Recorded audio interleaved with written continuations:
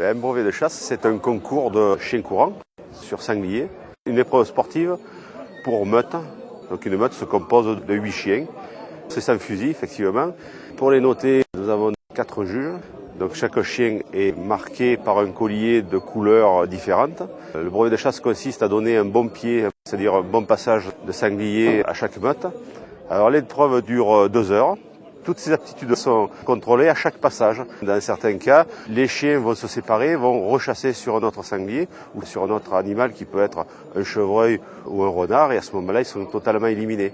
Le but de la chasse, c'est des chiens créancés sur une espèce. Donc nous avons sélectionné une douzaine de meutes sur 32 meutes inscrites. Mais vous comprenez qu'on est limité par le temps et par les jours, parce qu'un brevet, c'est déjà 3 jours de travail sur place, avec une équipe de bénévoles qui va s'occuper de toute la logistique autour de tout ça. C'est quand même une épreuve relativement lourde. Donc nous, on s'occupe de la logistique, tout le secrétariat, tout ce qui est nourriture, et puis organisation des plannings, des bénévoles. Aux alentours de 70 sur le terrain. Et sur les 3 jours, on traite environ 450 repas, plus tout ce qui est restauration rapide, si on veut sandwich. Tout le monde se donne à fond. Là, c'est vrai qu'on est 3 associations, on s'entend très bien. Je veux dire, il y a une bonne entente. Chacun a son rôle à tenir. Le chien très bien noté sera reconnu dans sa lignée et reconnu aussi dans l'élevage. Ça coûte plus cher que ce que ça peut rapporter à l'éleveur, ça c'est clair. Ces éleveurs travaillent par passion, quoi. Ce sont des passionnés de chiens courants. Ce club a 2 standards de chiens, c'est-à-dire le griffon fauve et le basset fauve.